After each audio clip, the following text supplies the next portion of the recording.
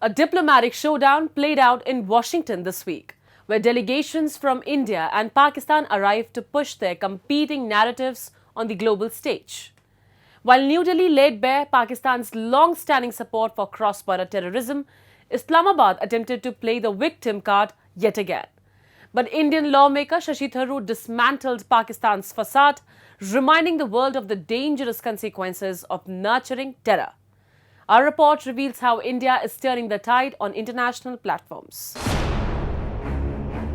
A high-stakes diplomatic face-off unfolded in Washington as Indian and Pakistani delegations landed in the United States to garner international support amid escalating tensions.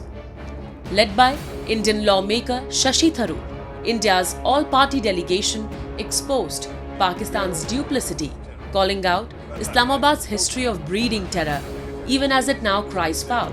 Well, you can't breed vipers in your backyard and expect it to bite only your neighbors. That's what the Pakistanis did, said. In contrast, Pakistan's former foreign minister Bilawal Bhutto Zardari arrived in the US with a tired script, painting his country as a victim of terrorism and pleading for peace. But Tharoor's sharp remarks at the National Press Club cut to the theatrics. He invoked Hillary Clinton's now famous warning, saying, "You can't breed vipers in your backyard and expect them to bite only your neighbors." A direct indictment of Pakistan's decades-long policy of harboring jihadist proxies. This is why Pakistan is now following in our wake to say we are also victims of terrorism. But if I can quote a former American Secretary of State who famously said, well, you can't breed vipers in your backyard and expect it to bite only your neighbors. That's what the Pakistanis did, sadly.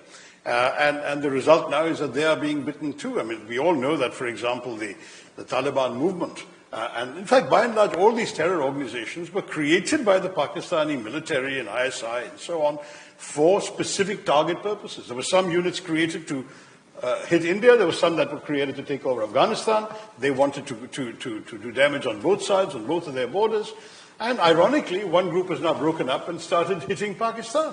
The so-called Tehreek-e-Taliban Pakistan is an offshoot of a terror movement initially incubated by Pakistan that's turned against its masters, just as Dr. Frankenstein discovered. You build a monster, you can't control it. That's what's happened to Pakistan.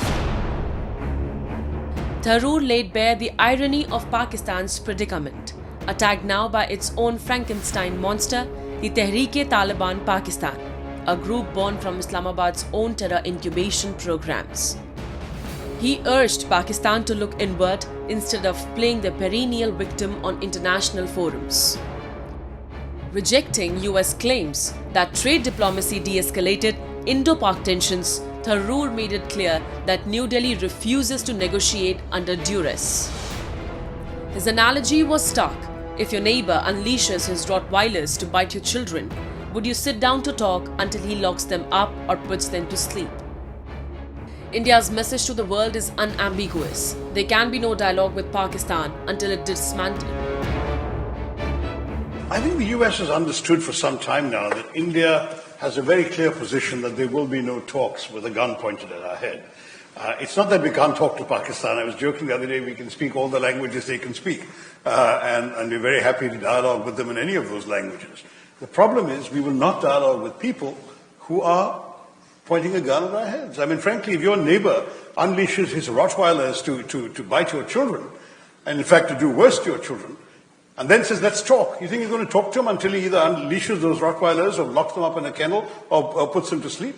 It's as simple as that. You're not going to talk to people who are pointing guns at your temples. It's not going to happen. India's message to the world is unambiguous. There can be no dialogue with Pakistan until it dismantles the terror infrastructure operating from its soil. No trade talks, no cooperation on water sharing, and certainly no normalization, unless the gunfire at the border ends. Meanwhile, New Delhi has taken its opposition to the next level, objecting to international financial aid being funneled into Pakistan. India flagged its concerns to the Asian Development Bank, warning that the development funds might be diverted to military expenditure or used to drop Islamabad's crumbling economic system. Citing Pakistan's abysmal fiscal record, poor tax revenues, and repeated misuse of aid, India highlighted how Islamabad, despite receiving global financial assistance, has already returned to the IMF for a 24th bailout. A clear signal that past programs have failed and future support risks enabling military priorities over public welfare. As Islamabad's duplicity is increasingly exposed at global forums, India's assertive diplomacy is shifting the narrative.